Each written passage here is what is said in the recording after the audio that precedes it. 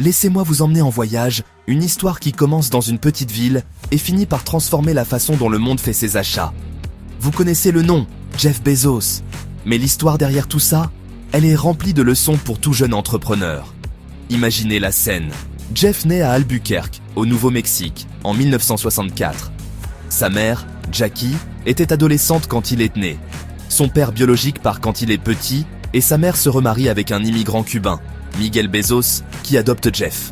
La famille n'est pas riche, mais elle est très unie. Dès le début, Jeff est curieux. Il démonte son berceau avec un tournevis à 3 ans, construit des gadgets maison et lit constamment. L'école, Jeff était le genre d'élève qui s'ennuyait avec les choses simples, mais s'illuminait pendant les foires scientifiques. Il passait ses étés dans le ranch de ses grands-parents, à réparer des moulins à vent et à castrer du bétail. Pas exactement la Silicon Valley, n'est-ce pas?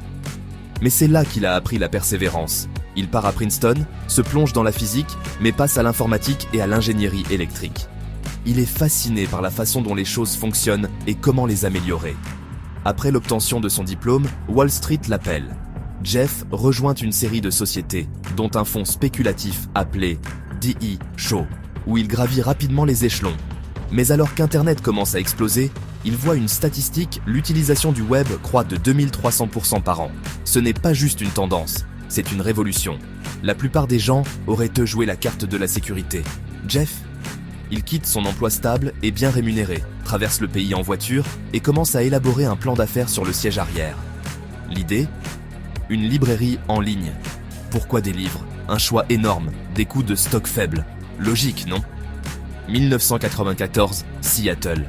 Jeff et sa femme Mackenzie s'installent dans leur garage. C'est du bricolage, des bureaux faits de portes et de tréteaux. Il y a des jours où les serveurs surchauffent et ils emballent eux-mêmes les livres. Mais les clients commencent à faire passer le mot.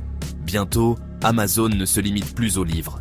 Jeff continue de pousser, ajoutant de la musique, des films, puis tout, des jouets à l'électronique. Il est obsédé par l'expérience client. Commencer par le client et travailler à rebours, dit-il. Parfois, les investisseurs ne comprennent pas. Amazon ne fait pas de profit pendant des années. Mais Jeff ne cherche pas des victoires rapides, il construit pour le long terme. Pensez-y, Amazon Prime, la livraison en un jour. AWS, rien de tout cela n'est arrivé par hasard. Il s'agit de résoudre des problèmes que les gens ne savaient même pas qu'ils avaient. Jeff n'a pas peur d'expérimenter, d'échouer et de réessayer. Aujourd'hui, Amazon est l'une des entreprises les plus valorisées au monde. Et le parcours de Jeff est la preuve que les grands rêves commencent petits.